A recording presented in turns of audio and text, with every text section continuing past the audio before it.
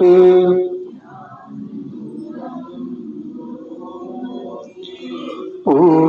पूजामूलं गुरुर्पदम्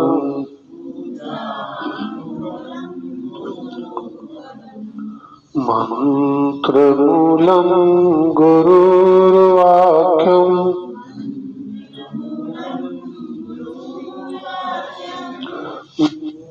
मूलं गुरुर्कृपा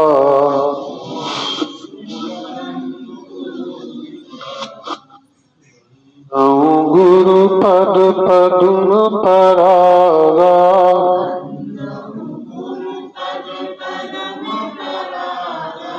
सुरुचि सुवास सरस अनुरागा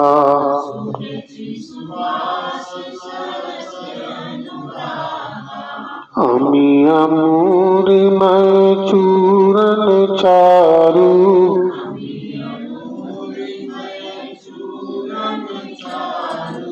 समन सकल भवरुज परिवारु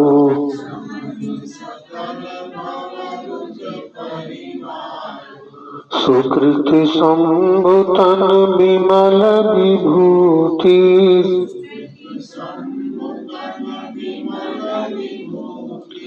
मंजुल मंगल मोद प्रसूति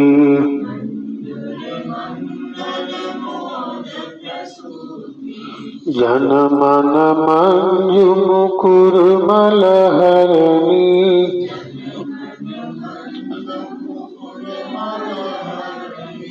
किए तिलक गुण गण बस करनी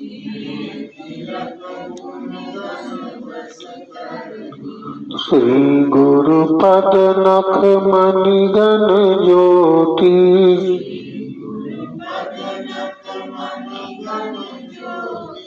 सुमिरत दिव्य दृष्टि होती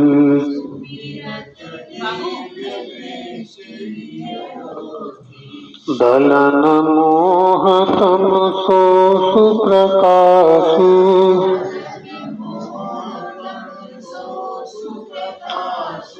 बड़े भाग उर आवै जासु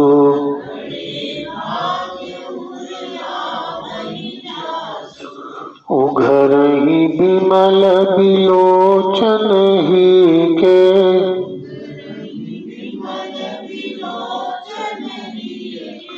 मिटहि दोष दुख भवर जनी के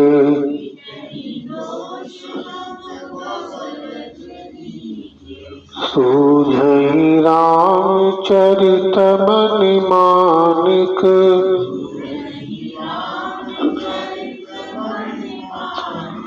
गुप्त प्रगट जह जो जेहि खानिक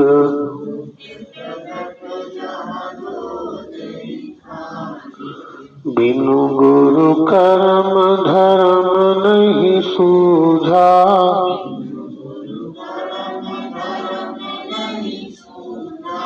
बिनु गुरु ज्ञान ध्यान नहीं पूजा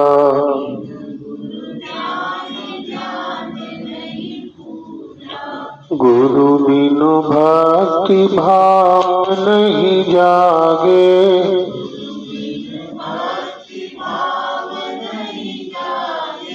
गुरु बिनु प्रेम ज्ञान नहीं पागे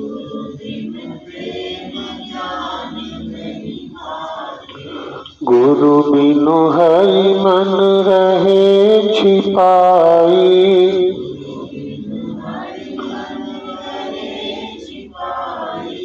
गुरु बिनु सार भेद नहीं पाई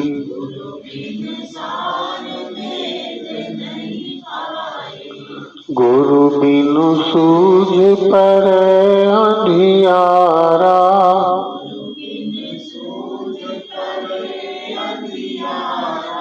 गुरु बिनु लख न घट उजियारा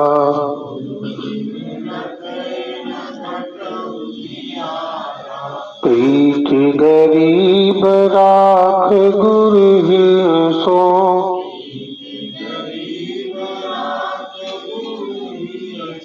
होय दरस घट मह हरि पिय सो।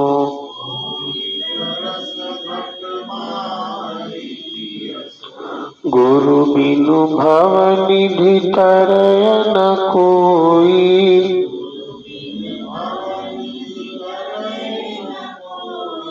जो बिरंचि शंकर सम होई।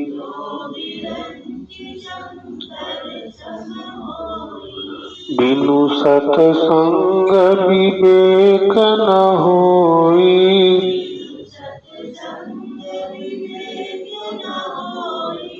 राम कृपा बिनु सुलभ न सोई।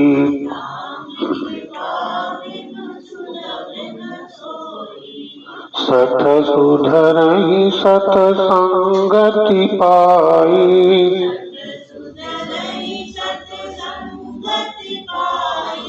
पारस परस कुधातु सुहाई।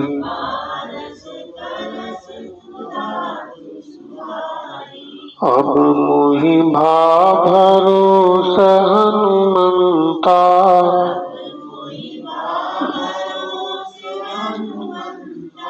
बिनु हरि कृपा मिलहि नहीं संता।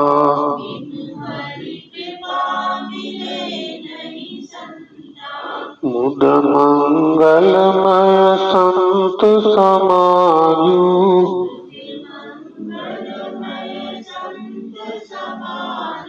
जो जग जंगम तीरथ राजू।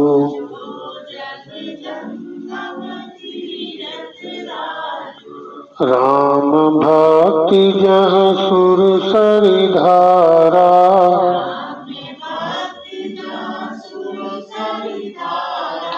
सरसई ब्रह्म विचार प्रचारा।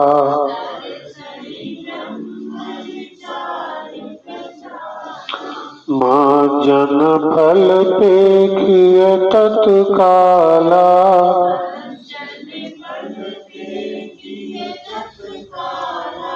काकहोहि पिक बकहु मराला।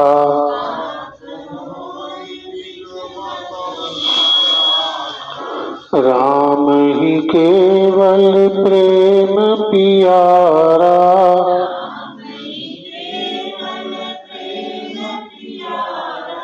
जान लेहु जो जान निहारा।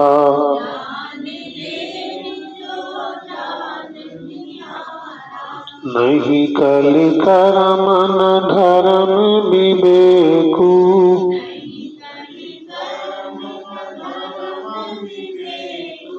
राम नाम अवलंबन एको।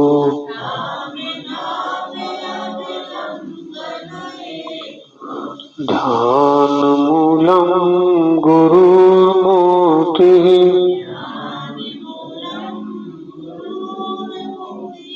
पूजा मूलम गुरुर्पदम्।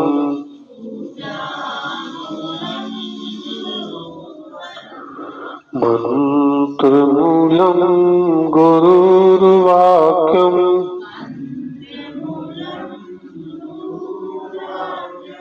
मोक्ष मूलम गुरुर्कृपा।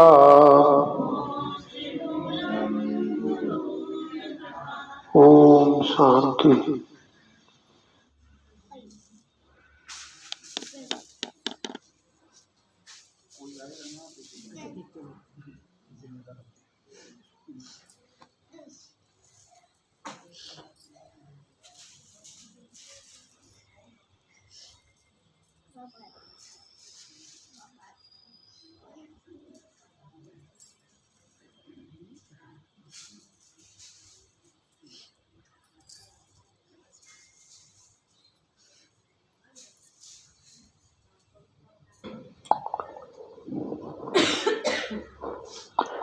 प्यारे भाइयों, हमारा आप सबका सौभाग्य है कि हम आप लोग गुरुजनों के भंडारे में शामिल हो रहे हैं। ये हमारा सौभाग्य है।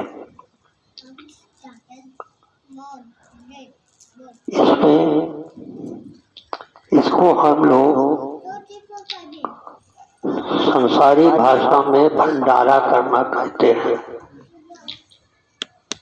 भंडार हो रहा है, यहाँ सब लोग एक साथ खाना खाएंगे, एक ही तरीके का खाना खाएंगे, एक ही तरीके के वातावरण में रहेंगे। अलग अलग घर में जलने वाली लकड़ियां जो हैं सब इकट्ठा होकर के एक जगह जलेंगी, यानी सब एक ही रस में डूबे रहेंगे। और यहाँ हमारे गुरुदेव ये हैं, हमारे गुरुदेव वो हैं, हमारे गुरुदेव वो हैं, कोई मन में धारण नहीं करेगा।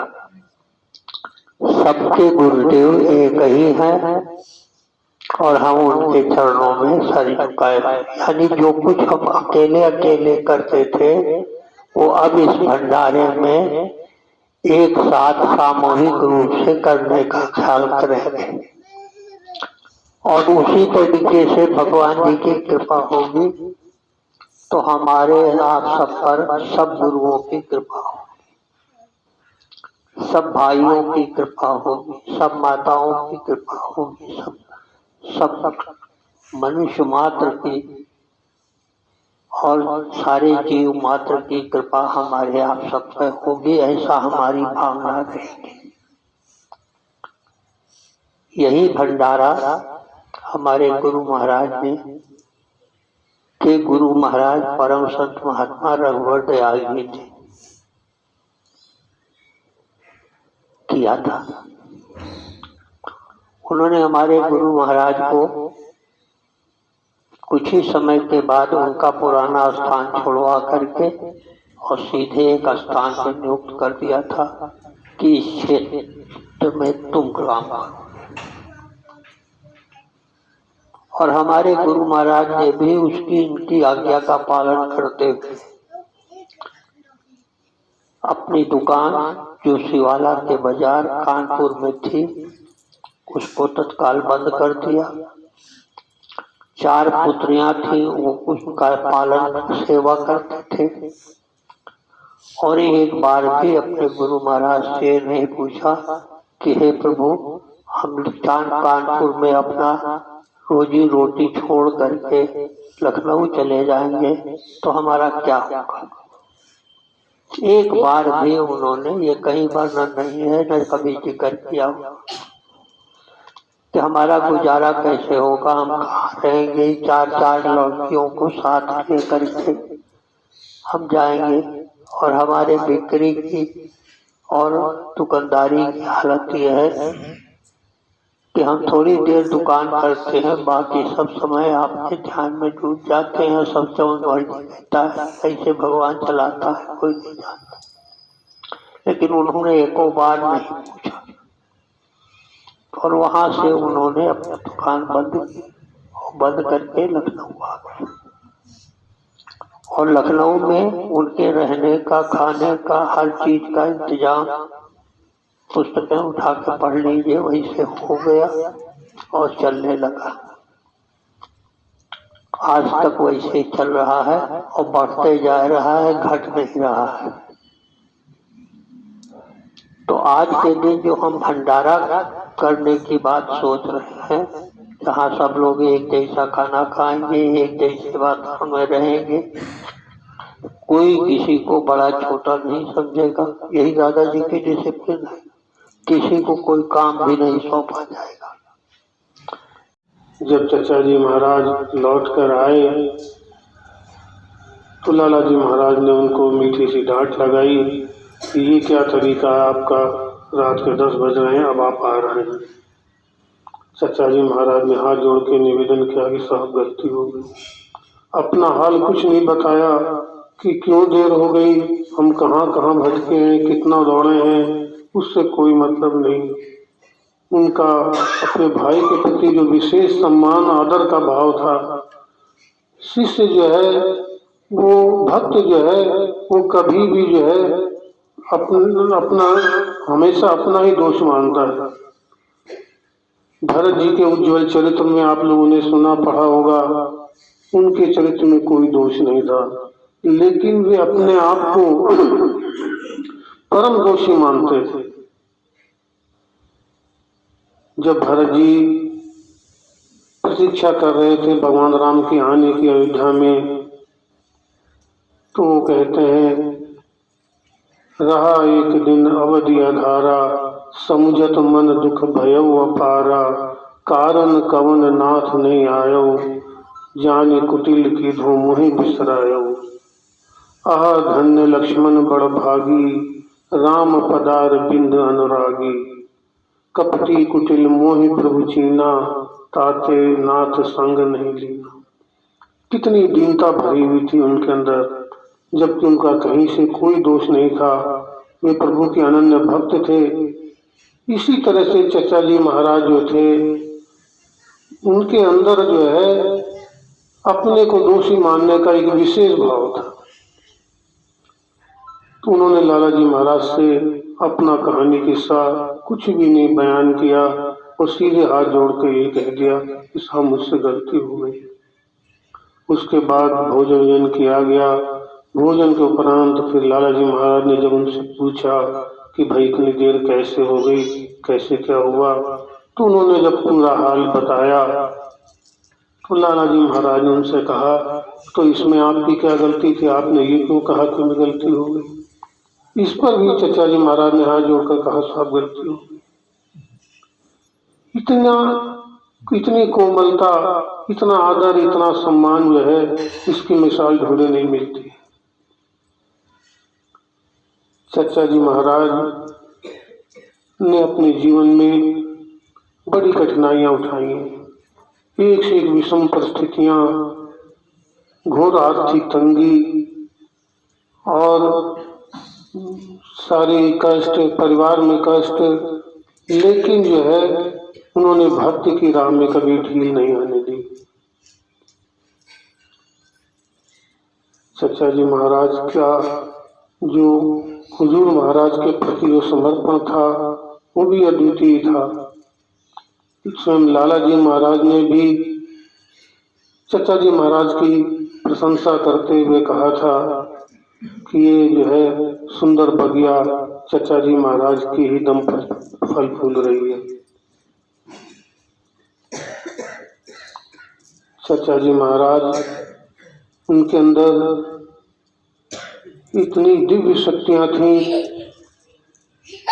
अपने यहाँ जो है कानपुर भंडारे में, जिनका बसंत पंचमी को जो भंडारा होता है, वहाँ से लोग दर्शन करने के बाद जब लौट रहे थे तो एक बार एक परिवार वहाँ आया था दर्शन करके। वो बाहर सड़क पर सवारी का इंतजार कर रहा था। उसी बीच जो है उनका कोई लगभग 5 साल का बच्चा जो है, लड़का जो है, वो सड़क पार करने लगा और उधर से कोई जो है ट्रक आ रही थी और उससे उसकी जो है टक्कर हो गई। वो बच्चा गिरा और दोनों पहियों के बीच से जो है गाड़ी पार तो हो रही थी, लेकिन ड्राइवर ने घबराकर स्टीयरिंग घुमा दिया, जिससे जो है पिछले पहिए के सामने जो है वो बच्चा आ गया। वहाँ उपस्थित सभी भक्तगण जो है चचा का नाम पुकारते हुए हाय चचा बोले और इतने में उन्होंने जो है चचा जी महाराज की जो है दिव्य शक्ति का जो है दर्शन किया। बच्चे के ठीक ऊपर से जब वो पहिया गुजरा तो लगता जैसे पहिया 1 फुट ऊपर उठ गया और बच्चे को पार करता हुआ चला गया। लोगों ने जीप के द्वारा ट्रक का पीछा भी किया। ट्रक ड्राइवर भाग गया, आगे जाकर ट्रक खड़ी करके वो भाग गया। बाद में वो लौट कर आए कि बच्चे को अस्पताल ले जाना होगा, लेकिन देखा यहाँ तो सब चचा जी महाराज का गुणगान कर रहे हैं, बच्चे को खरोच तक नहीं आई थी। चचा जी महाराज की लीलाओं की कथाएं अपार हैं, अनंत हैं, उसको हम कहाँ तक बयान कर सकते हैं। चचा जी महाराज के दरबार में एक साहब आते थे, आना शुरू किया था उन्होंने, तो उन्होंने वहाँ पर एक विशेष बात देखी कि वे जिससे भी मिलते वो यही कहता कि चचा जी महाराज हमको सबसे ज्यादा प्यार करते हैं।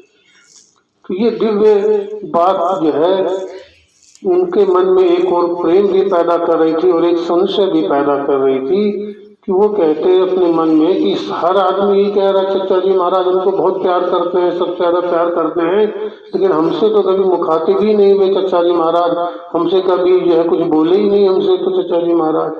और ये वेदना उनके दिल में जो है बनी हुई थी। चचा जी महाराज का दरबार लगा हुआ था, सब लोग ध्यान में डूबे हुए थे और उनके मन में जो है यही प्रश्न जो है उदय हो रहा था कि चचा जी महाराज हमसे क्यों नहीं बोलते हैं, हर आदमी को इतना प्यार करते हैं। अब चचा जी महाराज की अंतर्यामिता और उनकी दिव्य शक्ति देखिए, जब उनके मन में एक प्रश्न चल रहा था तो वैसे ही तुरंत बीच सभा में उस सन्नाटे में चचा जी महाराज ने बड़ी तेज आवाज में कहा, अरे भाई हरि राम, तुम हमको बहुत प्यारे लगते हो। और इतना कहना था कि उन प्रेमी भक्त का हृदय द्रवीभूत हो गया। वो आकर चचा जी महाराज के चरणों में गिर पड़े और उनकी लगन आस्था दिन पर दिन बढ़ती चली गई। चचा जी महाराज के एक प्रिय शिष्य हुए सूरज बाबू, जो औरैया के रहने वाले थे। तो सत्संग समाज में प्राय भक्तजन कोई हर आदमी अपने नाम को एक सेवा ले लेता है। किसी ने दरी बिछाने का काम ले लिया, किसी ने सामान लाने का बिछा लिया, किसी ने कुछ कर लिया। तो इसका सबसे बड़ा लाभ ये होता है कि हम उस सत्संग से और गुरुजनों से जो है जुड़ जाते हैं, उनसे एक निकटता, एक तार बंध जाता है, ध्यान की एक डोर बंध जाती है। सूरज बाबू ने ऐसा ही किया। चचा जी महाराज के पास भाइयों की जो चिट्ठियां आती थी वे उसे पढ़कर चचा जी महाराज को सुनाते थे और जो उसका जवाब लिखवाते चचा जी महाराज, वो सूरज बाबू लिखकर जो है उसको जो है पोस्ट करते थे। इससे उनको चचा जी महाराज की बड़ी निकटता हासिल हो गई थी। एक बार औरैया से समाचार आया कि सूरज बाबू की तबीयत बहुत खराब है, उनके पेट में बहुत दर्द हो रहा है। और चचा जी महाराज को जैसे ही सूचना मिली, उन्होंने फौरन पता किया कि औरैया की ट्रेन का क्या समय है। तो पता लगा ट्रेन का समय हो गया है। तो वो तुरंत एक साथी को लेकर जो है औरैया के लिए चल पड़े। उन्होंने उस दिन शाम का भोजन भी नहीं किया, शाम का भोजन भी नहीं किया। ऐसे कोमल हृदय हमारे यहाँ के बुजुर्ग हुए हैं। हम आज अपने किसी निकट रिश्तेदार से भी मिलने कहीं बाहर जाते हैं तो खाना खा के भी जाते हैं, बांध के भी ले जाते हैं, लेकिन उनका हृदय ऐसा करुणा से भर गया कि वो सब कुछ भूल गए और तुरंत लेकर जो है उनके साथ औरैया को लिए ट्रेन पकड़ने के लिए चल दी। दुर्भाग्य से ट्रेन बहुत लेट हो गई, देर रात उनके घर पहुंचे तो आपके साथी जो थे वो दरवाजा खटखटाने के लिए आगे बढ़े, लेकिन चचा जी महाराज ने उनको मना कर दिया। कहा कि भैया लग रहा है यहाँ पर अंदर से कोई आवाज नहीं आ रही है, बिल्कुल सन्नाटा है, लगता है कि जो है आराम हो गया है और घर वाले भी जो है तीमारदारी करते करते जो है थक गए होंगे, इसलिए ऐसे में उनको जगाना उचित नहीं होगा।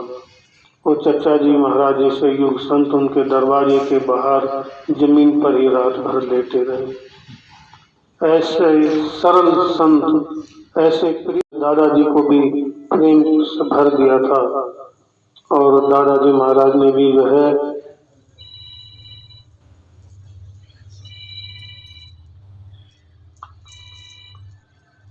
चचा जी महाराज जो है एक बार उनके मन में एक सात्विक भाव जागृत हुआ कि हम जो है इतना लंबा ध्यान लगाएं कि हमारे गुरु महाराज देखकर खुश हो जाएं। वैसे सामान्य रूप में जो है इसमें कोई दोष नहीं था, बहुत ही सूक्ष्म विकारों को भी धोया है, उसका जो है बोध कराया है। चचा जी महाराज जो है शाम को पूजन में बैठे, ध्यान में बैठे, सवेरा हो गया उनकी इच्छा थी कि हमारे गुरु महाराज इधर से निकलें और हमको देखें कि कितना लंबा ध्यान लगाने लग गए हैं। और उसके बाद जो है हुजूर महाराज एक अंतर्यामी संत, वो उधर से गुजरे ही नहीं जानबूझकर। दूसरा दिन हो गया, सवेरा हो गया, दोपहर हो गई, लेकिन जो है हुजूर महाराज उधर से गुजरे ही नहीं। और उसके बाद जो है जब दोपहर हो गई तब उन्होंने जो है उनको जगाया, कहा कि गलीज लिए बैठे हो। देखिए इस भाव को कितना गलत उन्होंने साबित किया। हुजूर महाराज ने गलीज शब्द उसके लिए प्रयोग किया। ये भाव आना, ये प्रदर्शन का भाव आना जो है, इसके लिए उन्होंने कहा कि गलीज भरे बैठे हो। और उसके बाद भाइयों से कहा इनको 100 डोल पानी से नहलाओ और गिनती भूल जाओ तो फिर से गिनो। पहले उनको अपने हाथ से चांटा मारने के कहा, दोनों गालों पे अपने हाथ से जोर से चांटा मारो। तो हमारे यहाँ के बुजुर्गों ने बड़ी अंदरूनी सफाई की। जी अक्सर होता है कि हमारा कोई एक दुर्गुण जो होता है वो सात्विक रूप लेकर हमारे अंदर बस जाता है और हम उसको अपना सद्गुण माने बैठे रहते हैं, और वो हमारा जो है अति सूक्ष्म विकार होता है जिस पर हमारा ध्यान ही नहीं जाता, और इसलिए जो है हम उसको पाले रहते हैं अपने अंदर। महात्मा ब्रजमोहन लाल जी की कथा भी इसी एक प्रसंग इस संबंध में है कि उनको एक साधना करते करते एक ऐसी स्थिति आ गई जिसमें उन्हें हर चीज का पूर्वाभास होने लग गया। उनको ये मालूम हो जाता था कि आज हमारे यहाँ कौन से मेहमान आने वाले हैं। वे घर वालों से बता दिया करते थे कि आज फलाने मेहमान आने वाले हैं, उनका भी खाना बढ़ा के बना लो।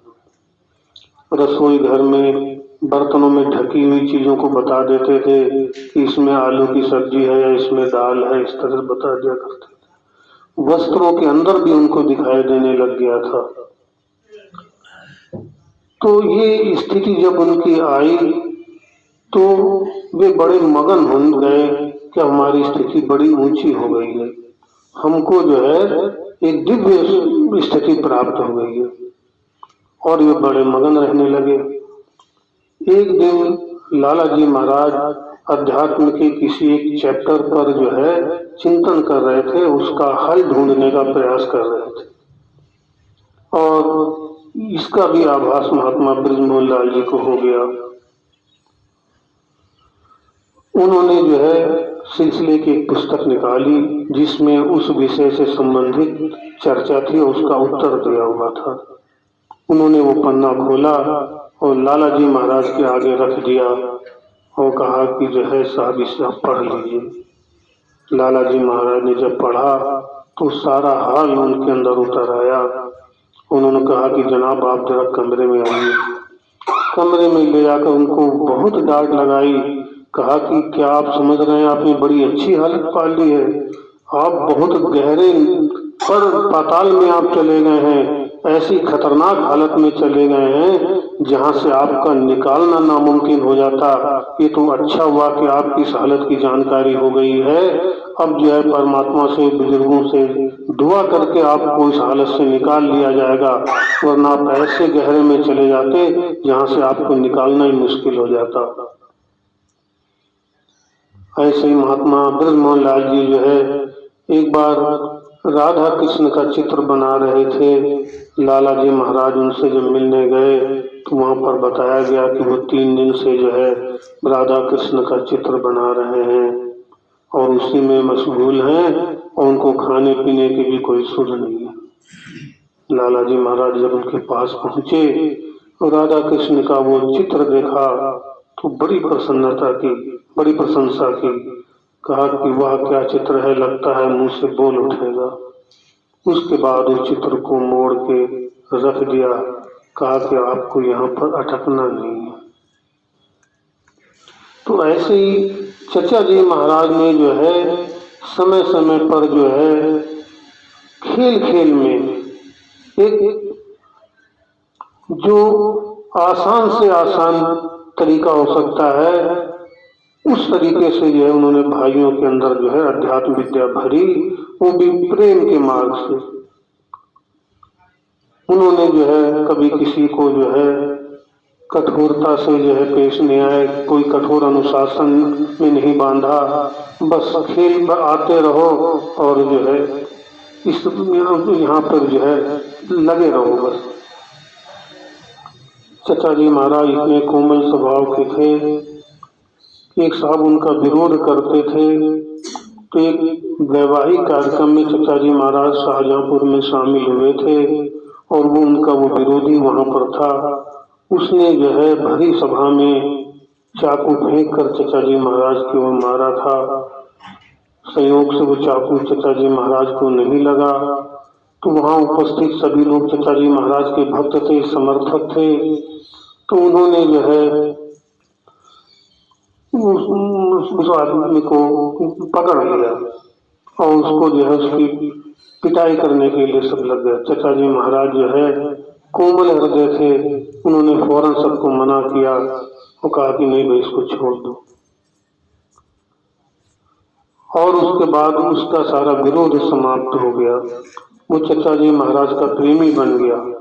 तो संत जन जो है वो अपने प्रेम और क्षमा के व्यवहार से दूसरों के हृदय में जगह बनाते हैं। हमारे यहाँ के बुजुर्गों ने भी इसी तरह से भाइयों के हृदय में जगह बनाई और सबको बजाय अनुशासन में बांधने के प्रेम पास में बांध के रखा।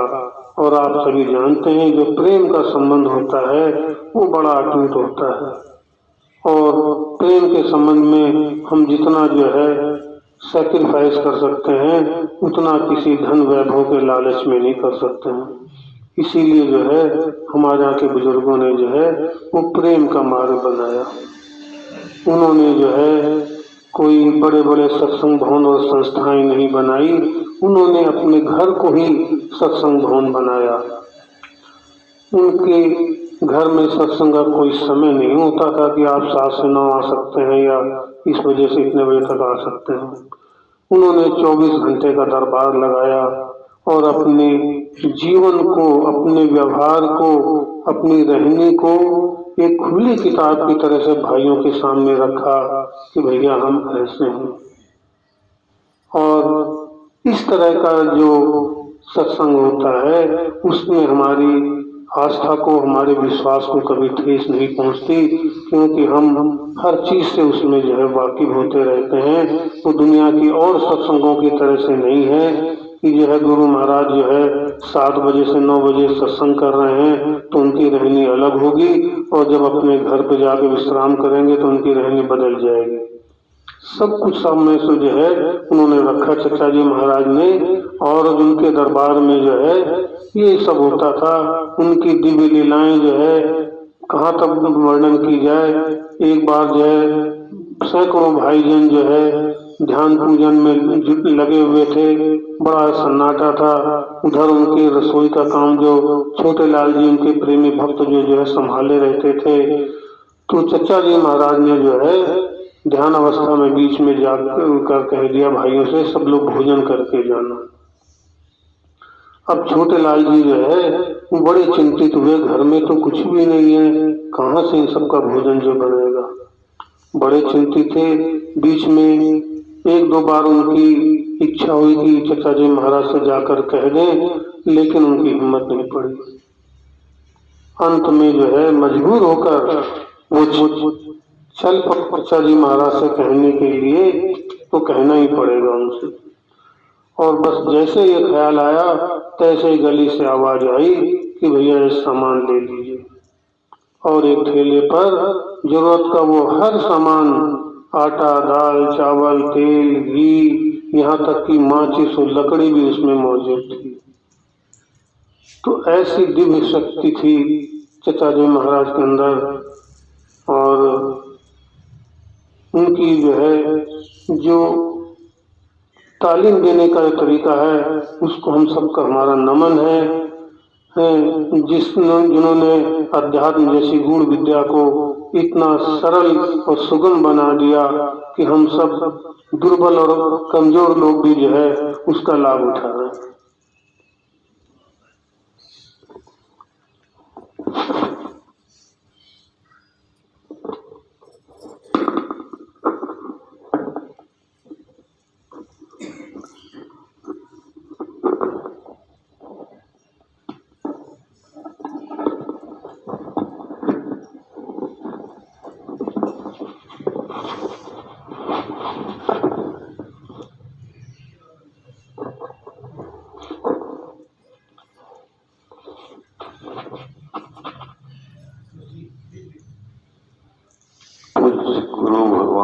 दादाजी महाराज के चरण कमलों में बारंबार प्रणाम। आज ऐसा सौभाग्य है, हम लोगों का बहुत बहुत सौभाग्य है कि ऐसे सत्संग में बैठने का मौका मिला। पूज्य बाबू जी का आभार कभी प्रकट नहीं कर सकते। हम तो भाई बहुत ही अनुग्रहित हैं कि बाबू दयाराम जी अपने पूज्य परिवारों के असीम पुण्य से दादाजी की शरण में आई गई, बड़ी कृपा हुई। तो वैसा कुछ बताने को नहीं रह गया है कि ये तो बहुत बड़ा चैप्टर है, कहानी किससे सुनाना है। चचा जी महाराज के बारे में, पूज्य लाला जी के बारे में क्या कह सकते हैं। तो हमारे बाबूजी की कृपा है, साहब की कृपा है, इस लायक बनाया कि आपके शरण में पहुंच सके।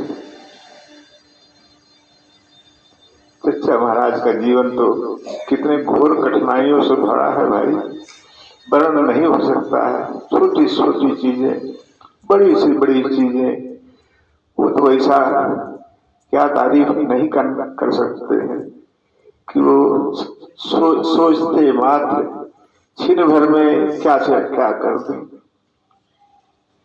ऐसे गुरुजनों के कमल चरणों में बारंबार प्रणाम। हमारे बाबूजी थे, साहब के बाद हमारे बाबूजी हुए। वो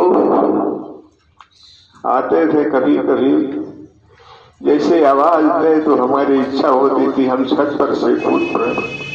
साथ में बाबू लक्ष्मण प्रसाद जी रहते थे, क्या हम तारीफ करें। वो पत्नी को हमारे लिफाफा दे गए अंतरदेशी कि कोई दिक्कत होगी तो आप खत लिख देना। तो हमको बहुत ही ताकीद कर गए थे कि जो भी पैसा मिले आपको तनख्वाह लावे सब पत्नी के हाथ में थे। इससे सब परिवार सुधर गया। ये पूज्य चचा महाराज जी की कितनी कृपा है, कितना अनुग्रह है, उसको नहीं आंक सकते। और दादाजी महाराज के तो कहना ही क्या है। बाबूजी महाराज ने हम लोगों को, गिरे गए गुजरों को संभाल लिया, कोई चीज की कमी नहीं रहती है। और चचा महाराज हम लोगों के लिए तो भाई जैसे गया जगन्नाथ जी लोग जाते हैं वैसे ही है। हर काम वो हम लोग सोचे नहीं उससे पहले पूरा हो जाता था। अभी कल हम सोच रहे थे कि घर पर गेहूं को आना है, गेहूं का फसल कैसे कैसे होगा। शाम को फोन आ गया कि भैया वो सब खाद पानी का गेहूं का इंतजाम हो गया है। तो हमारे बुजुर्गान जो हैं इतनी कृपा करते हैं कि सब काम हो जाता है। तो अब इतना ही कहेंगे, गंगोत्री गौमुख आपकी दया कृपा से अवसर दिखा दिया। पहाड़ियों में कितना दुख होता है वहां का भी सब अनुभव हुआ है, लेकिन सब गुरुजनों की कृपा से। यही हम कहेंगे कि गुरुदेव जहाँ भी आप रहते हैं आपका सब कुछ काम वही कर देते हैं। तो समझना भी चाहिए भाई कि हमारे गुरुदेव ऐसे सर्वसमर्थ हैं कि सब कुछ निभा देते हैं, कभी कोई परेशानी नहीं होती है। और यहाँ तो भाई लोग कभी कभी जाते हैं बसंत पंचमी पर। एक बार का जिक्र है, कुछ भाई लोग खड़खड़े से तांगे से जा रहे थे, बहुत भीड़ थी और उसमें चचा जी महाराज के समय की घटना है।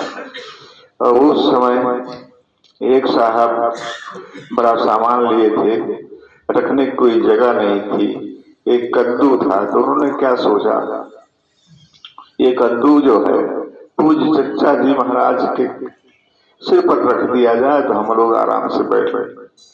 तो वो भी वो सहन करते थे, हमारी धृष्टता को सहन करते थे। उनके बारे में कुछ कह नहीं सकते, लाला जी के बारे में कुछ नहीं कह सकते हैं। बहुत बड़ी कृपा है, बहुत बड़ी कृपा। ऐसी कृपा सब भाइयों पर बाबा जी बनाए रखें। एक खाली एक लाइन कहेंगे कि गुड़, उनके बारे में क्या कहें, गुड़ से मीठे हैं भगवान, अंदर बाहर एक समान। पूज चचा जी महाराज का समय कब है, पूज चचा जी महाराज के बारे में, पूज लाला जी महाराज के बारे में, पूज दादाजी महाराज के बारे में, वो कण कण में व्याप्त है भाई। यही आग्रह है, आप लोगों से निवेदन है कि अब जहां जहां भी हो अपने गुरुदेव का ख्याल हमेशा बनाए रखें, और गुरुदेव ही सब पूरा करते हैं।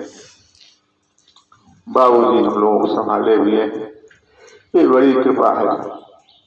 हम लोग इस लायक नहीं है, कहां से कहां पहुंचा देते हैं। इन्हीं सब शब्दों के साथ हम बात खत्म करते हैं। बाबा जी सबको ऐसी बुद्धि दे, अपने गुरुदेव के प्रेम में सब लोग लगे रहे। गुरुदेव से प्रेम कर लिया तो भाई सब भाइयों से प्रेम कर लिया। गुरुदेव की शिक्षा कभी व्यर्थ नहीं जाती है, उसको अपने ऊपर उतारो, तब देखो ये जो कहना सुनना है इसका अर्थ तभी पता लगेगा जब आप अपने गुरुदेव की अक्षर सा बातों का पालन करोगे। संसार में रहो, कहीं भी रहो, दुख हो या सुख हो, शांत शांत शांत।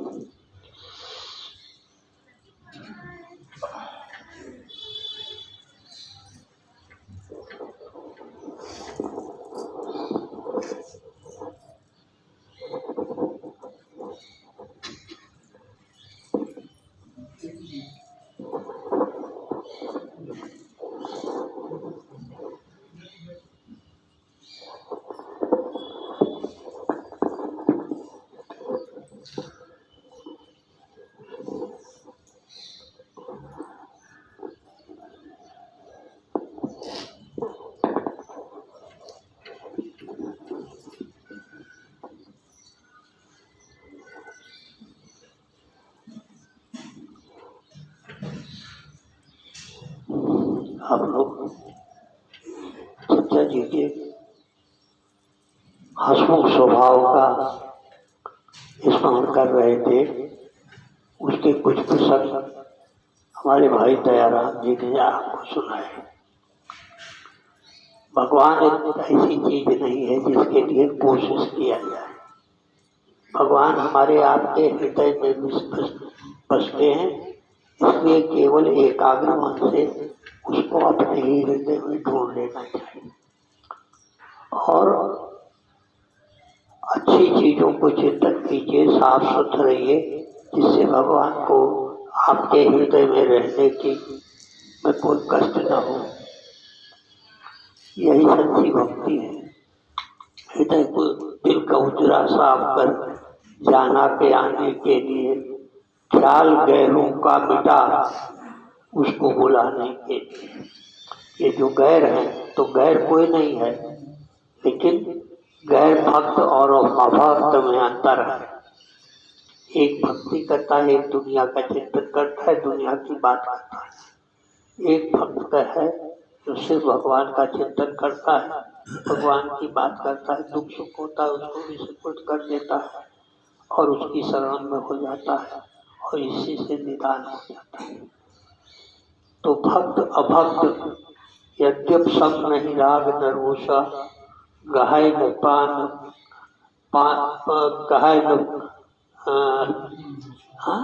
गहाय न ज्ञान पुण्य बुद्धि गुण दोषा। हाँ, पाप पुण्य का दोष नहीं ग्रहण करता हूँ, छूता ही नहीं है, चाहे गुणी हो चाहे अवगुणी हो, मनुष्य तो है। मनुष्य होने के मात्र से वो परमात्मा को प्राप्त करने की अधिकारी हो गया। तो गहाय न पान पाप पुण्य गुण दोषा, तदपि गरय सम विषम विहारा। कभी वो एक भेद करता है परमात्मा, जिसके लिए शास्त्रों में कहा गया वो भक्त कैसे, भक्त अभक्त हृदय अंधारा। जिसका हृदय भक्त होता है और जिसका हृदय अभक्त होता है, इसमें वो भेद कर देता है। यहाँ कंसेशन कर देता तो समझे यार। अब एक कंसेशन की स्थिति आप लोग चर्चा कर रहे थे चमत्कार की दादाजी महाराज के हंसमुख स्वभाव की। तो एक दादाजी के सत्संग में एक समय भाई बहोरे जी आया करते थे। बहोरे जी वहीं चौक में रहते थे और दादाजी के सत्संग में आते थे। और ये अर्गवानी जो थी वो इतने प्रेम से गाते थे कि आज तक उनका प्रेम ऐसा प्रेमी अर्गवानी गाने वाला हमको नहीं मिला। और दादाजी बहुत मानते थे और दादाजी का तरीका था कि अगर कोई कानपुर जा रहा हो चचा के यहाँ जरूर होके आना है, ये कह देते थे। तो एक बार वो चचा जी के यहाँ जा रहे थे तो उनके मन में ये लालसा पैदा हुई जैसे आप बता रहे थे। उनके हृदय में एक लालसा हो जाती चचा का चमत्कार देखने को मिल जाता। जैसे एक भाव था कि हमको ध्यान करते ही हमारे गुरु महाराज देख ले। और चचा जी ने कहा कि गाल में तमाचा मारो, गणित लिए बैठे हो। वैसे ही उनके हृदय में ये बात आ गई कि चचा के यहाँ जाएंगे तो हमें उनका चमत्कार देखने को मिल जाता। तो वो कानपुर पहुँचे। यहाँ से उस जमाने में एक्का चलते थे और एक्का दो तरीके के होते थे। एक टांगा वाला एक्का होता है और एक कुछ छतरीदार एक्का होता है जिसमें 4 डंडे लगे होते, ऊपर छतरी लगी रहती है। इनको एक्का ऐसा मिला जिसमें न छतरी लगी थी न टांगा था, वो सिर्फ घोड़ा था। वो आगे पटरा वाला खड़खड़ा जिसको कहते हैं, वो खड़खड़ा इनको चमत्कार के चक्कर में मिल गया। अब वो चचा और इनके मन में रहा कि चचा के चमत्कार देखने को मिल जाता। तो चला खड़खड़ा चला और भीड़ वाली जगह आई तो उसने थोड़ा लगाम खींचा कि लगाम तीनों टूट गई। लगाम दोनों टूट गई। और उसके बाद बचो हटो बचो हटो बचो। और घोड़ा जो है बिल्कुल तीर की तरह भागने लगा। अब ना ऊपर के छतरी पकड़ेगा न नीचे कुछ पकड़ेगा। ये वो अटरा पटरा पकड़ के दोनों तरह से रास्ता पार किया उन्होंने। और मन में आया कि है अब तो नहीं देखेंगे, पर दया करिए, अब हम चमत्कार नहीं देखेंगे और जान बचाइए हमारी। और ये प्रार्थना करते करते उनका वो खड़खड़ा जो है वो जा करके एक तो रेल फाटक बंद था, वो जाके शांति से खड़ा हो गया, उनकी जान बच गई। वो वहीं जाके रुक गया। और मतलब यह है कि वो एक्का वाला कूद करके जल्दी सो कर लगा, वो काम जोड़ने लगा, ये करने लगा, वो करने लगा। लेकिन उनको चचा का चमत्कार कायदे से देखने को मिल गया। आई बड़े प्रेम से बताते थे कहानी, चचा के चमत्कार देखने को खूब मिल गया। तो जो मन में था उनके कि सबसे बहुत बड़ा विकार था कि आप चमत्कार दिखाओ तब हम आपको मानेंगे। बात नहीं समझते हैं आप? हमारा हमको ठाट से खिलाइए पिलाइए सेवा करिए हमारी, तब हम आपको मानेंगे। क्यों नहीं आपने आप चुपचाप आंख बंद करके सबको मानते हो एक जैसे? तो एक बहुत बड़ा विकार जो था उनके अंदर से उस दिन निकल गया चचा के चमत्कार देखने के चक्कर में। और एक और कथा आपको सुना दें, जो आप बता रहे थे उसमें थोड़ा विषयांतर है। एक साहब गुरु के यहाँ जाते हैं आप, हमेशा गुरुजन, ये सारे गुरुजनों दादाजी में मना करते थे गुरु के यहाँ जाओ तो सिर्फ गुरु के यहाँ जाओ और इधर उधर ताकना नहीं, और पूजन से उठना इधर उधर जाना नहीं, सीधे अपने घर जाओ। क्योंकि एक चित्र पर दूसरा चित्र आना गलत है, ध्यान नहीं लगेगा, एक समय तक ही हुई। ऐसा ध्यान आपको केवल एक सीमा तक ले जाएगा, परम पिता परमात्मा के चरणारविंदों पहुंचाने वाला ये ध्यान नहीं है। गुरु ध्यान से करना सिखाता है, कैसे परमात्मा के चरणों में हम पहुंच सकते हैं। तो दादाजी इसको मना करते थे। गुरु के यहाँ जाना हो तो सीधे गुरु के यहाँ जाओ, गुरु के यहाँ से उठो तो सीधे अपने जगह जाओ, और दूसरा काम न जोड़ना। हमारे अयोध्या जी महाराज में एक इसी तरीके से वो बच्चे बाबा एक नाम था, वो हमेशा खुले में रहते थे, चबूतरा बना ले तो खुले में रहते थे, और कुटिया उटिया किसी में नहीं रहते थे। खाल मोटी मोटी हो गई थी उनकी, देखो भी याद आ जाएगा हमको नाम भी उनका। तो वो करते थे, और उनके अंदर ये सामर्थ्य थी कि आपको दूर ही से पहचान लेंगे। जाओ जाओ बाबा के दर्शन हो गए, जाओ जाओ बाबा के दर्शन हो गए, आए गए सब्जी खरीदे, चलो बाबू के दर्शन करके। वो ऐसे थे, वो कह देते थे गाय रहे ससुर ससुरारी, और कहीं चलो बाबू के दर्शन की जाते बाबा के दर्शन होगा। तो इस पक्षपाती थे, और वो बाबा नाम नहीं याद आता।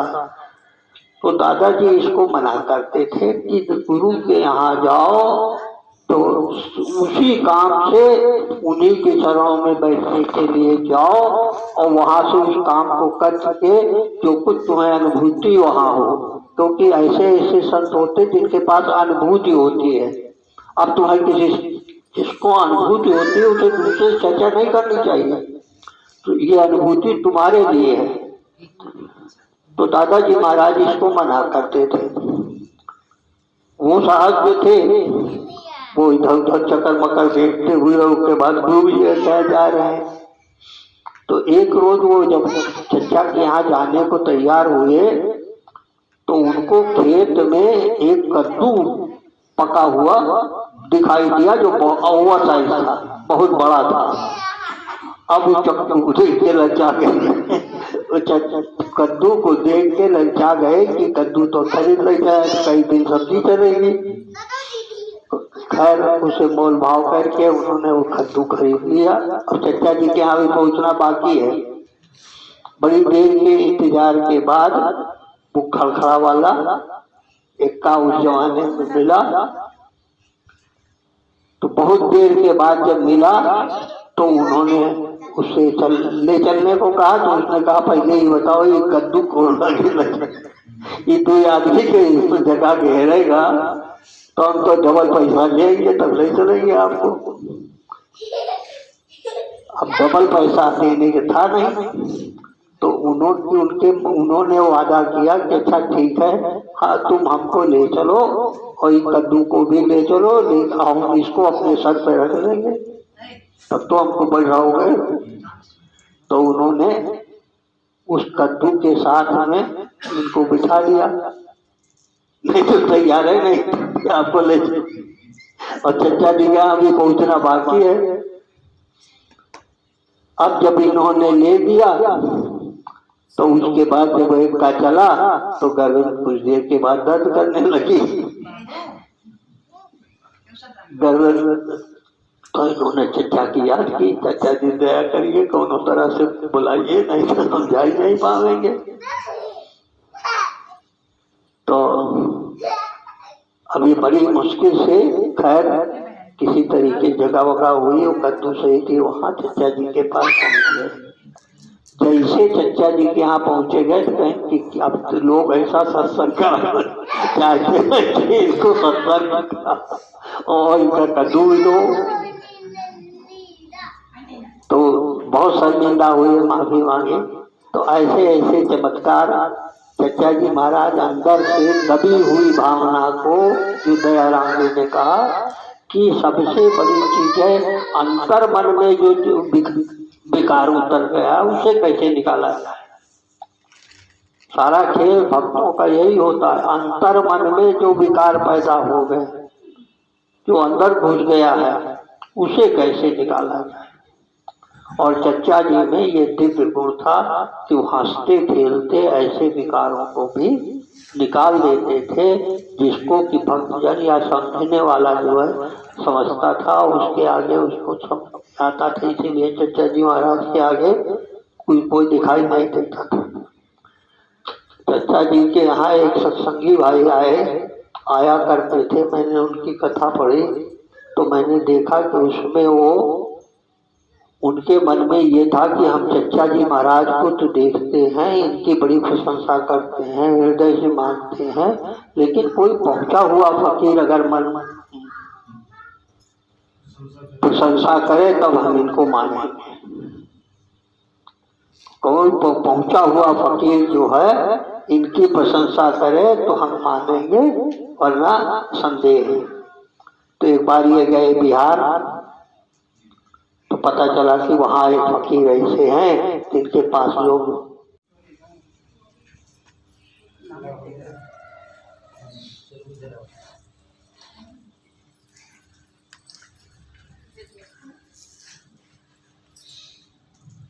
आया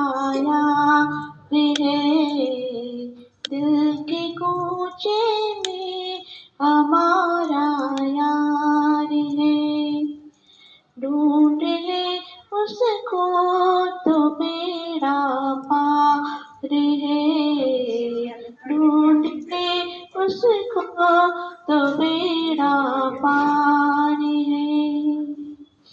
हर जगह मौजूद है मिलता नहीं, हर जगह मौजूद है मिलता नहीं, आईना दिल के लिए दरकार है, आईना दिल के लिए दरकार है।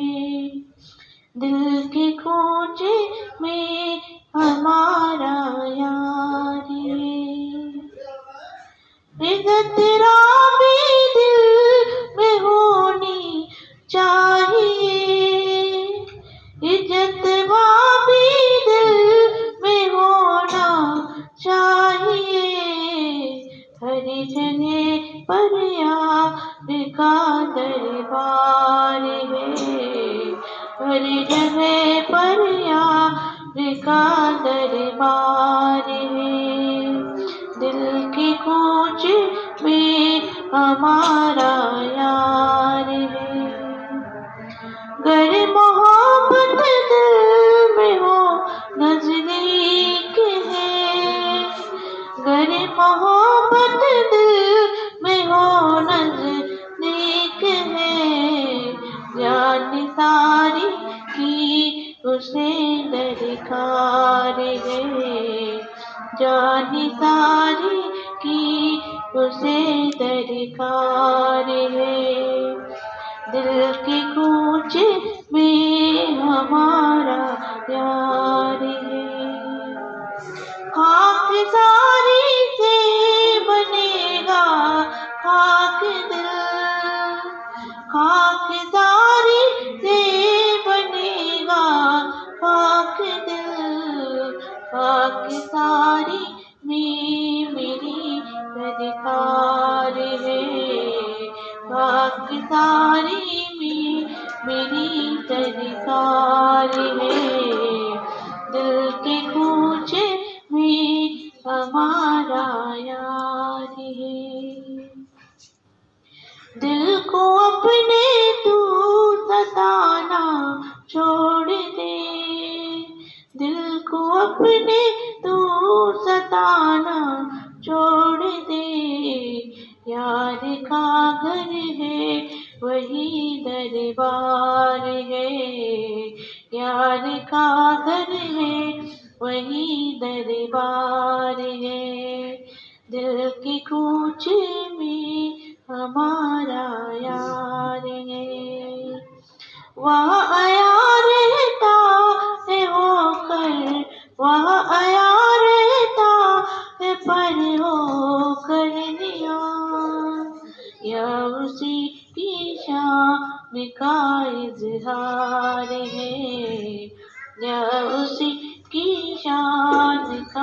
इजहार है। दिल के कूचे में हमारा यार है, दिल के कूचे में हमारा यार है। वह हरी कैसे वह मिले कैसे, हरी तू ही बता। वह मिले कैसे, हरी तू ही बता। दिल की यकसुई पे सारा सार है, दिल की यकसुई में सारा सार है। दिल के कूचे में हमारा यार है, दिल के कूचे में हमारा यार है। हे प्रभु तेरी निराली शान है,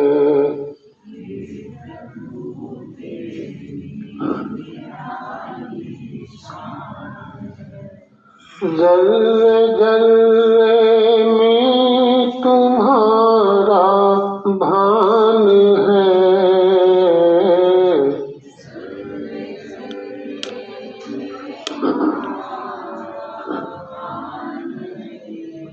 हे प्रभु तेरी निराली शान है,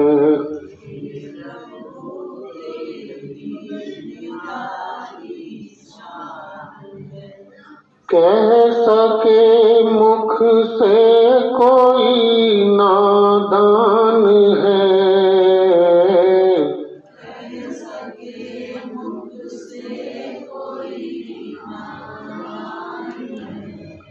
अक्ल इंसान की यहाँ हैरान है,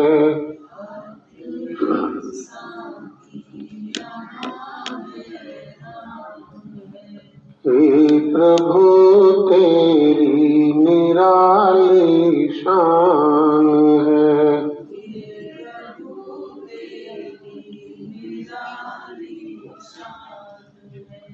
यूं तो दुनिया का सभी सामान है,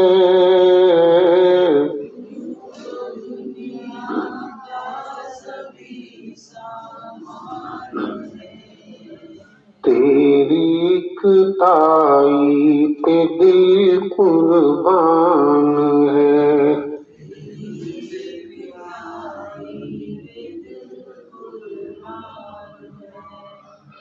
हे प्रभु तेरी निराली शान है,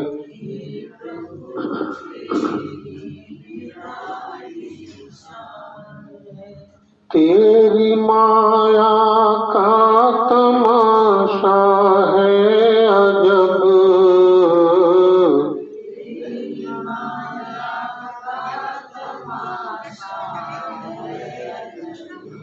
जैसा समझो मुश्किलों आसान है।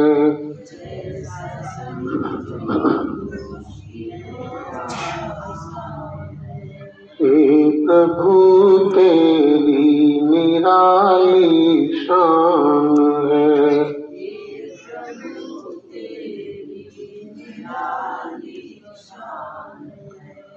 कोई मुनकिर कोई आबिद है तेरा,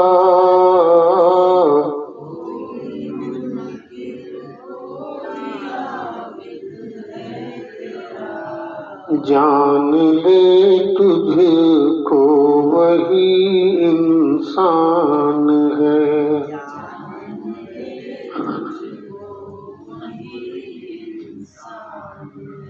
हे प्रभु तेरी निराली शान है,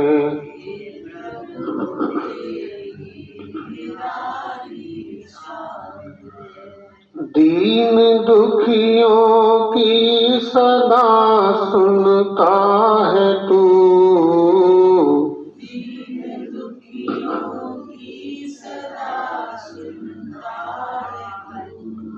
दीन बंधु और तू ही भगवान है।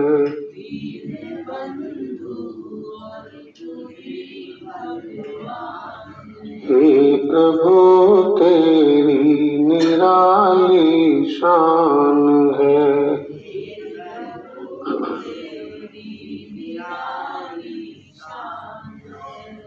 पढ़ के विषयों में भुलाया है तुझे,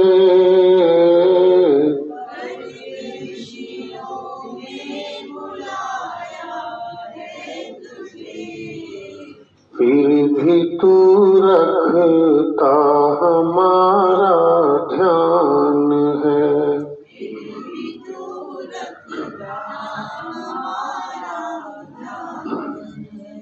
हे प्रभु तेरी निराली शान है।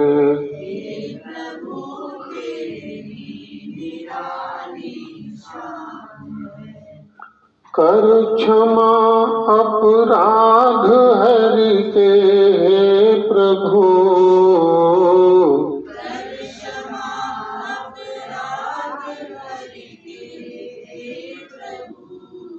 दास तेरा नातवान जान है।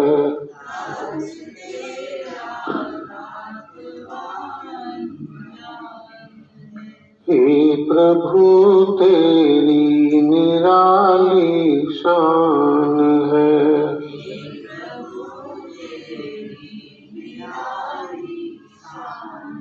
जल्ले जल्ले में तुम्हारा भान है।